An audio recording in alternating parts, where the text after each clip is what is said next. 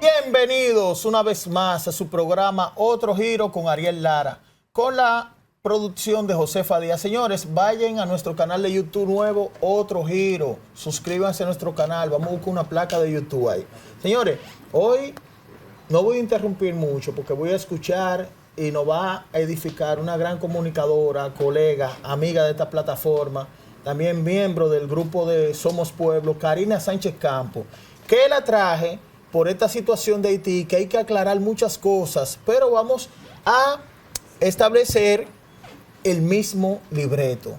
¿Con qué? Con un mapa que traje, ella trajo todo con relación a Texas y Haití. ¿Cómo está, Karina? Muy bien, feliz de nueva vez compartir este escenario, ahora dando otro giro a la realidad que impacta directamente a la República Dominicana y esos aspectos que no suelen ser abordados porque precisamente toca intereses. Ahora bien, ¿cuáles intereses? Sí. Ahí es donde entramos en materia. Vamos a la data. Probablemente usted disocia hasta de manera natural lo que está sucediendo en la frontera con Texas y lo que sucede en nuestra propia frontera, República Dominicana, República de Haití. Sí. Sin embargo, vale la pregunta, ¿se trata del mismo libreto? Esa es la pregunta. Y la respuesta es afirmativa. Sí. Porque aquí subyace de trasfondo la política de fronteras abiertas, que busca implosionar estallidos sociales que generen un caos a tal magnitud que haya necesariamente que buscar una intervención. Ahora bien, probablemente en lectura dominicana intervención suene a militarización, aunque no necesariamente. Pero es buscar una fórmula de que se logre un nuevo orden a partir del caos, porque tiene que haber algo que justifique precisamente una nueva solución. O sea que el caos y la anarquía, la desestabilización de una isla justificaría la presencia. Exacto, y no es fortuita. Efectivamente, de hecho, podríamos dar seguimiento incluso fácticamente, jurídicamente, sobre lo que acontece en Texas, comparándolo con la frontera dominico-haitiana. Un ejemplo concreto. ¿Qué está sucediendo ahora mismo? Pues desde hace ya un par de meses, el gobernador de Texas, el gobernador Abbott, ha tomado la decisión, porque tiene un deber frente al pueblo que representa, de defender sus fronteras. Sin embargo, ¿por qué sería esto motivo de escándalo o cuestionamientos por parte del gobierno federal? Sí, buena pregunta. Eso es lo que estamos viendo, en donde tenemos una administración del presidente Joe Biden que se niega a cumplir con su mandato de defensa de las fronteras de esta ciudad, los deja en un estado de indefensión completa y entonces les prohíbe, le veda el tema que tienen legítimamente de desplegar ante la situación incontrolable que tienen en sus fronteras la Guardia Nacional. Sí. Actualmente la Guardia Nacional está desplegada en Texas, ¿pero por qué? Por la inacción del gobierno federal encabezado por Joe Biden, en donde Joe Biden impone la patrulla fronteriza, que es la que podría abrir brechas para un tratamiento con respecto a esos migrantes.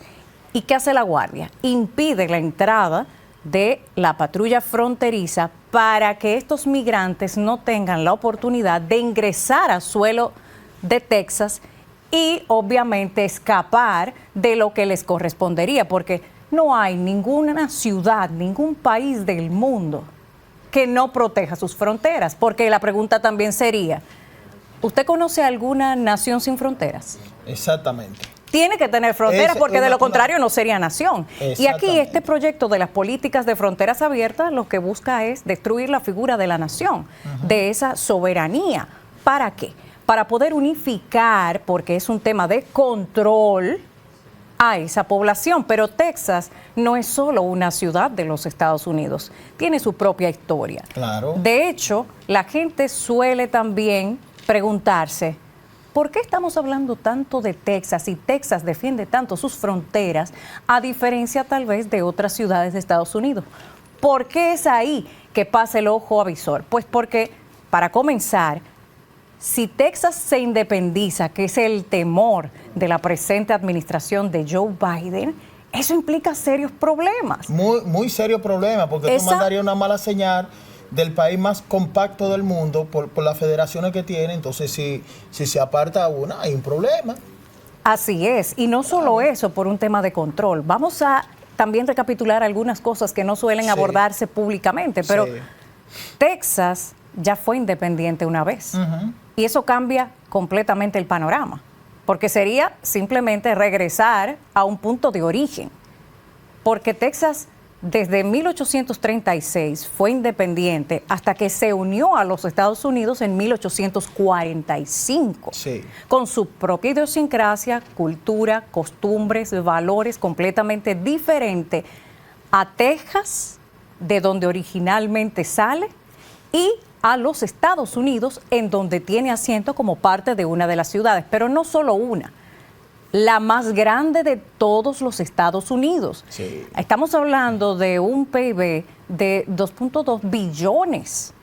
Texas tiene riquezas en el más amplio sentido de la palabra. Estamos hablando, oye, petróleo, gas natural, la recursos mayor presencia naturales. De petróleo claro. En los Estados Unidos. Entonces, esta ciudad que tiene ese PIB muy alto, como tú señalas, bueno, dentro de los Estados Unidos, es realmente un país dentro de los Estados Unidos.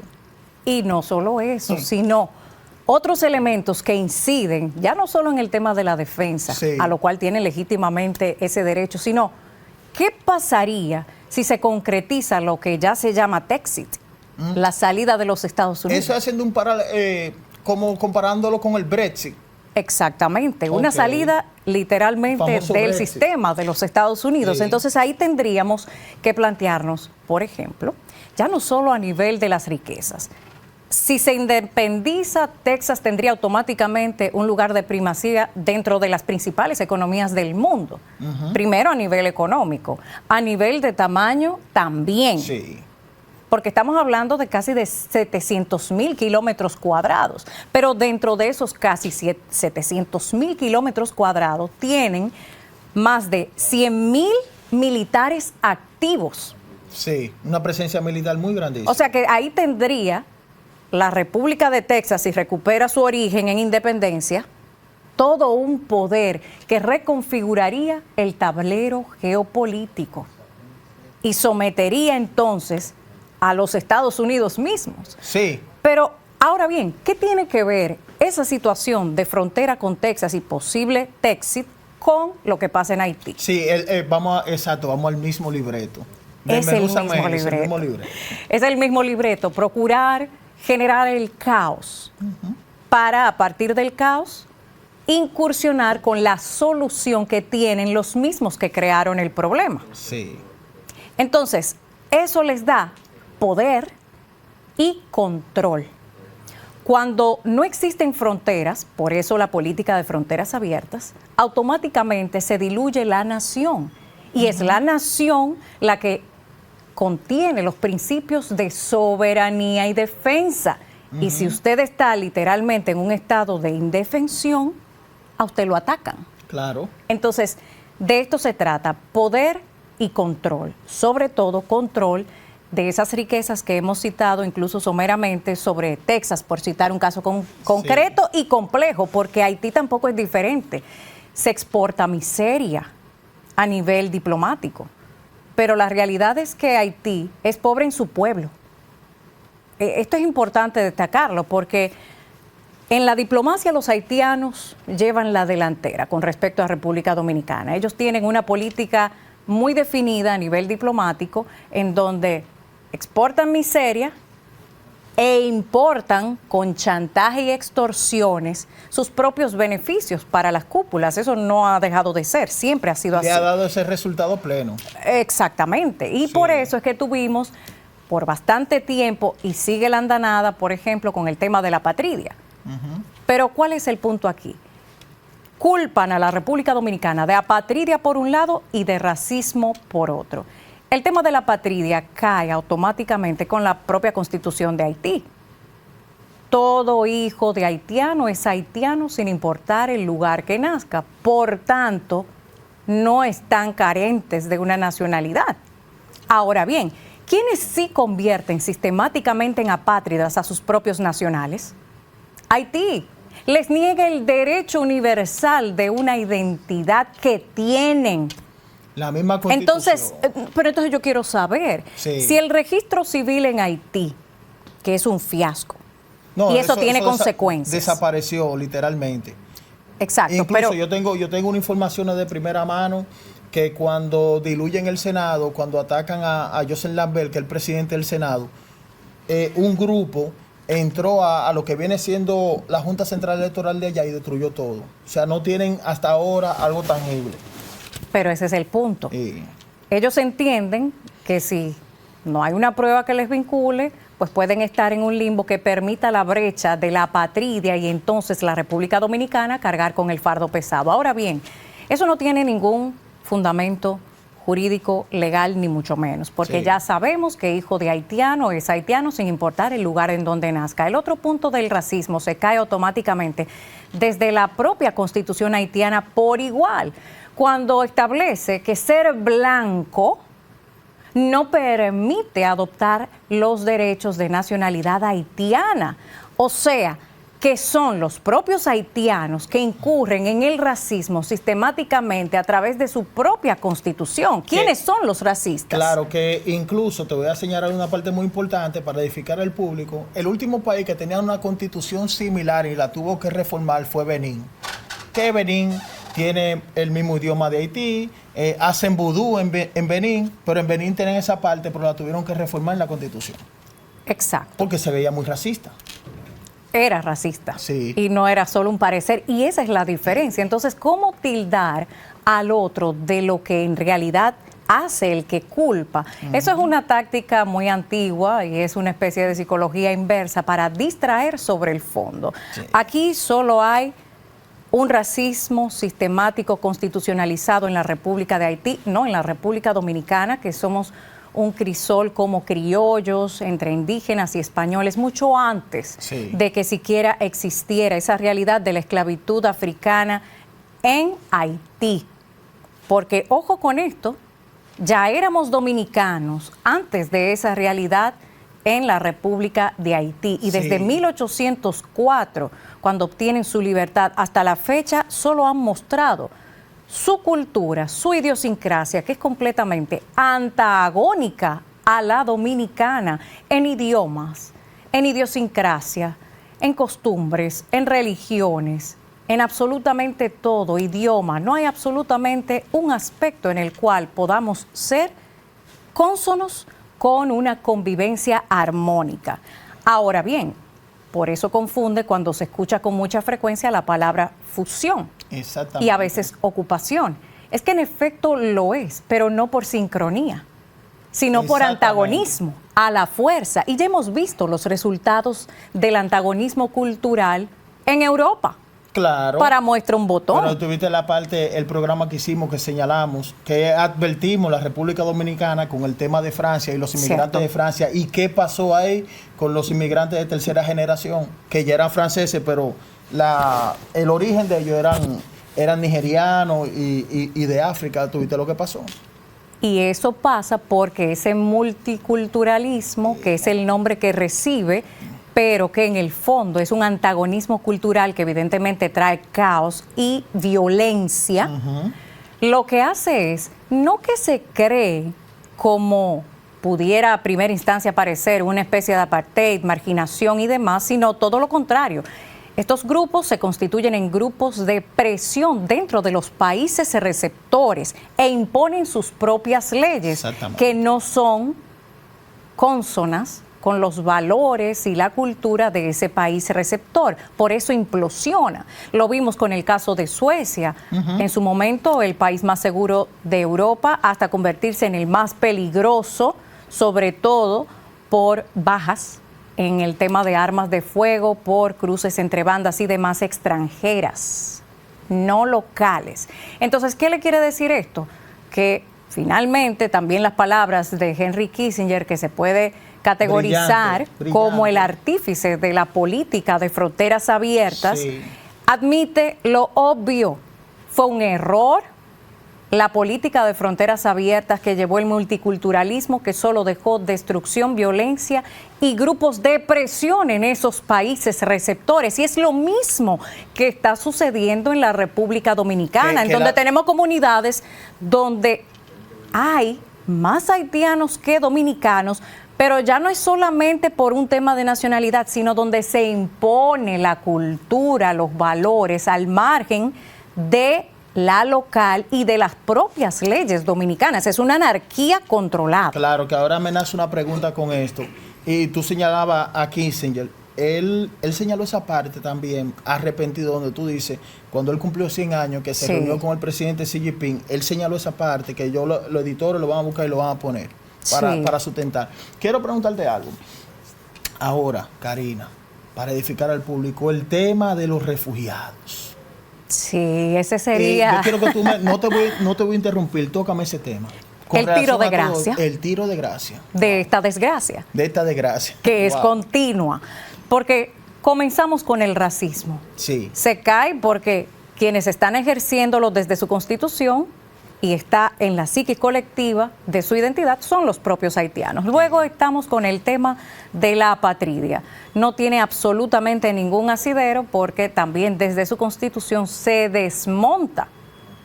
Pero peor aún, también sistemáticamente es precisamente el gobierno haitiano quien incurre en el delito de no dotar de documento de identidad a sus propios nacionales. Yo quiero saber entonces dónde está la comunidad internacional condenando esto. ¿Dónde está? Pero pretenden imponer ciertamente una solución dominicana a los problemas haitianos, en donde tenemos un plan nacional de regularización que, además de ser altamente costoso en términos de recursos económicos, también tiene costos de otro tipo, socioeconómicos, porque eso tiene un impacto en la sociedad dominicana, en donde podemos calcular rápidamente qué porcentaje va de nuestro presupuesto nacional total para fines de educación y salud, por citar uno de tantos puntos, para los haitianos. ¿Qué tenemos ahora demográficamente hablando con el caso de las parturientas haitianas en hospitales dominicanos? Ahora tenemos, porque estadísticamente ya se ha pasado balance hasta el 2023, en donde prácticamente se triplica la cantidad de partos de haitianas en los hospitales, maternidades de la República Dominicana, mientras en esa misma proporción decrece las parturientas dominicanas. Y eso tiene un impacto, la invasión del útero, que ya pasó también en Europa, e introdujo otros elementos ajenos a su cultura, y ahí entraría entonces la parte de la cultura musulmana, deshaciendo literalmente el ordenamiento hasta jurídico de estos países de acogida. Pero igual, el tema de esa invasión de vientres, del útero, pues tiene otras dimensiones, porque estamos hablando, para que estemos claros, ya no solo de una amenaza de integridad territorial, también de integridad demográfica que afecta y amenaza la democrática, cuando hay proyectos de leyes en el Congreso de la República Dominicana que dejarían la brecha legal para que personas que pasen por un proceso de naturalización o regularización puedan tener los mismos derechos que los dominicanos, y en muchos casos, como el elemento que mencionas del refugiado, sin deberes. Exacto. Pero más aún, cuando ya tenemos la historia con data oficial de que el Plan Nacional de Regularización de Extranjeros que se creó para los haitianos, recuerden esto, se pasó balance y en más de un 95% los regularizados no cumplían siquiera con los requisitos mínimos para lograr ese estatus, y aún así pasaron como regularizados, pasaron como naturalizados, porque luego vino la ley 169-14 para terminar de ajustar el desajuste de esa irregularidad. Pero eso no los hace dominicanos, porque si no cumplen siquiera con los requisitos mínimos que se exige a los fines, no estamos hablando de la legalidad del proceso y mucho menos de los efectos a los fines jurídicos. Por eso vamos a hablar ahora del tema de los refugiados. Tenemos el escándalo, porque se repite, semana por semana, de organismos internacionales, desde la matriz de la ONU y sus diferentes agencias, desde la ACNUR para refugiados, la OIM para las migraciones, el Alto Comisionado de los Derechos Humanos, que Volker Turk, que de manera recurrente nos llaman a detener las deportaciones que ordenan las leyes dominicanas en suelo dominicano, o sea, anular nuestros derechos, nuestra Constitución y leyes para acomodar la ilegalidad que no nos corresponde asumir, porque, ojo, hay un principio de derecho, la ilegalidad no genera derechos, y nos están obligando a trastocar el sentido de que la ilegalidad genere derechos. Entonces ahí llegamos a la figura del refugiado, sabiendo que las anteriores no proceden. Hay una primicia para el pueblo dominicano en materia de refugiados. Vamos a comenzar con un decreto, década de los años 80. En ese entonces era el presidente Jorge Blanco. Que sería ahora mismo el remanente que ahora es el Partido Revolucionario Moderno, porque era el PRD de entonces. Sí. Entonces, en ese momento estaba el decreto 1569, que crea e integra la Comisión Nacional para los Refugiados. Estamos hablando de noviembre de 1983. Desde el 83 vienen con esa idea, ¿eh? No, y que ya estamos comprometidos con la figura del refugiado, pero hay que aclararle al pueblo dominicano en qué sentido. Porque yo afirme que el refugiado es un haitiano que cruce la frontera, no quiere decir que lo sea. Vamos a ver entonces en fondo qué establece y por qué nosotros tenemos una Comisión Nacional de Refugiados. La República Dominicana, para comenzar y entender de dónde viene el origen, es signataria de la Convención sobre el Estatuto de los Refugiados del año 1951 que mencionaron recientemente estos organismos. Lo que no le dicen a usted es lo siguiente. Pero está desde casi la creación de la ONU. Así es. Wow. Pero escuchen esta parte que es todavía más importante porque es la que le da el valor jurídico al aspecto de los refugiados en República Dominicana, que es la materia en cuestión. Sí. Ya sabemos que somos signatarios de esta convención que data de 1951 y por lo tanto nos obliga a crear una comisión nacional para la materia. Luego de esto, entonces, creamos en la República Dominicana el reglamento 2330, que es de la Comisión Nacional para los Refugiados del 10 de septiembre de 1984. 84. Seguimos avanzando porque el ordenamiento jurídico dominicano se está adaptando a la convención de la cual es signataria desde el año 1951. Sí, ahí estamos viendo las adaptaciones. Exacto. Luego viene el reglamento de la Comisión Nacional para los Refugiados. Y ahí se establece en su artículo 2 que la Comisión Nacional para los Refugiados estaría integrada por representantes de la entonces Secretaría de Estado de Relaciones Exteriores, la Secretaría de Estado de Trabajo, y de eso voy a abrir un capítulo, la Consultoría Jurídica del Poder Ejecutivo, la Procuraduría General de la República, la Dirección General de Migración, el Departamento Nacional de Investigaciones, DNI, y la Policía Nacional. Escuchen esto, señor, historia, primicia. Ahora bien, vamos a entrar al artículo 6 en donde le define qué es un refugiado y a lo que se compromete la República Dominicana. Ahí quiero llegar. Ahí. Sí. El artículo 6 sobre la condición de refugiado establece que se considerará refugiado para los fines de la aplicación de este reglamento a toda persona que debido a los fundados terrores y temores de ser perseguida por motivos de raza, religión, nacionalidad opiniones políticas o pertenencia a determinado grupo social se encuentre fuera del país de su nacionalidad y no pueda, o a causa de dichos temores no quiera, acogerse a la protección de tal país. Comenzando por esa primera parte, por motivos de raza, los haitianos no pueden ser considerados refugiados. No se aplica. Por motivos de religión, tampoco. No. Por motivos de nacionalidad, tampoco, porque la tienen, no la han perdido, que es la otra causal que refiere que podría ser otro punto careciendo de nacionalidad, pero tampoco aplica en el caso de los haitianos porque todo hijo de haitianos lo es sin importar el lugar donde nazca. Y que la constitución de ellos es muy incisiva en esa parte. Ciertamente. Mucho, sí. Efectivamente. Y dice, en el caso de carecer de nacionalidad, que no es el caso, no aplica ni en raza, religión, nacionalidad, opiniones políticas, ni la carencia de nacionalidad que la tienen de nacimiento y origen, y hallándose a consecuencia de tales acontecimientos fuera del país donde antes tuviera residencia habitual no pueda o a causa de dichos temores no quiera regresar a él.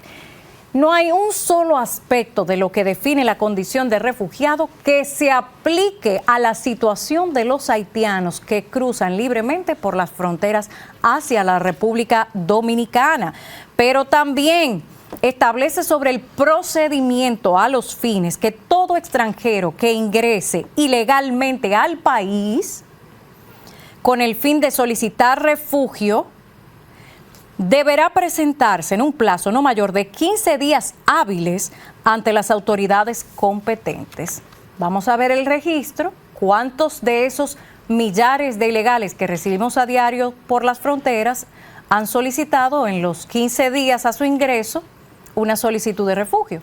Pero no solo eso, ya sabemos cuál es la condición de refugio y no hay ninguna característica que aplique para esos haitianos. Por el otro lado, tenemos también que debe expedirse por la Secretaría de Estado de Salud Pública y Asistencia Social constancia de que el interesado padece o no enfermedades infectocontagiosas. Que es un tema.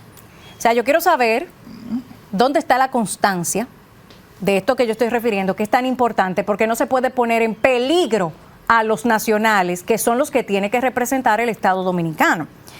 Igual, hay un párrafo que establece lo siguiente: así como en los principios de buena fe y credibilidad del solicitante se amparará la solicitud del refugiado. Escuchen bien, en los principios de buena fe y credibilidad del solicitante que no tiene ni siquiera una identidad desde su país de origen. Pero vamos a confiar en la buena fe y la credibilidad especialmente del solicitante, para luego venir a que supuestamente también se agrega que si ha cometido un delito contra la paz, un delito de guerra, un delito contra la humanidad de los definidos en los instrumentos internacionales elaborados para adoptar estas disposiciones respecto a tales delitos, tampoco tendría derecho a lo mismo. Pero si usted no sabe ni siquiera quién es esa persona para fines de seguridad nacional, ¿cómo usted lo va a amparar bajo la legislación dominicana sin cumplir siquiera las características mínimas de esos requisitos que le ampararían para regularizar su estatus? Pero vamos a agregar otro punto de las medidas provisionales, que este sí le interesa mucho al pueblo dominicano. Me gustaría ya con ese punto sintetizarlo, sí, ¿sabes? Por el tiempo. Pero es importante conocer eso para que la gente sepa. Pero prometo la segunda parte de esto. Claro, porque ahora eso se está desarrollando. En el artículo 21, los refugiados reconocidos según los términos del presente reglamento disfrutarán en el territorio nacional del derecho al trabajo. Su ejercicio será autorizado por la Oficina Nacional para los Refugiados en coordinación con la Secretaría de Estado de Trabajo sobre la base de el no desplazamiento de la mano de obra nacional. Y otro punto, no podrán ser establecidos en las provincias limítrofes con el país de origen. ¿Y qué es lo que tenemos? Un desplazamiento no solo de la mano de obra nacional, sino los asentamientos en toda la zona limítrofe que prohíbe este reglamento legal para fines de refugiados, pero además tenemos la provocación, porque es entre provocación y descaro que utilizan estos organismos internacionales para imponernos una solución dominicana a los problemas haitianos. Esta misma semana tenemos el estreno frustrado de una oficina de la OIM, sí, precisamente en Verón, en donde está Friusa, que es literalmente un apéndice de Haití para regularizar lo irregularizado. Un apéndice de Haití, sí. Entonces, también lo mucho es obvio. Y finalmente, todo refugiado reconocido bajo los términos de este reglamento está obligado, escuchen a qué, a acatar las disposiciones de la Constitución, las leyes y reglamentos de la República Dominicana, así como las medidas adoptadas para el mantenimiento del orden público. Juzgue usted por todo lo que ha venido con esta implosión de un estallido verdaderamente social para la República Dominicana por la incursión de la antítesis de lo que propone incluso nuestro ordenamiento jurídico en materia de refugiados. Karina, brillante, no tengo que decir más nada, aquí traemos datos precisos y concisos, nada de esto es teoría conspirativa. También aprovecho nada más para mandarle un solo mensajito a Volker Turk, el alto comisionado de los derechos humanos. Miren, aquí hay una constitución y en su artículo 3 habla de la inviolabilidad de la soberanía y del principio de no intervención en la política nacional e internacional de República Dominicana, que eso es lo que usted hace, interviniendo y metiendo su nariz. Gracias, Karina, ¿verdad que sí? Gracias a ti, Brillante. Ariel, y tendremos la continuación para ver los efectos de lo que ordena las leyes dominicanas en esa materia y cómo se ha tergiversado de fondo y el escenario que tenemos planteado actualmente. Sí, vamos a una pausa y regresamos.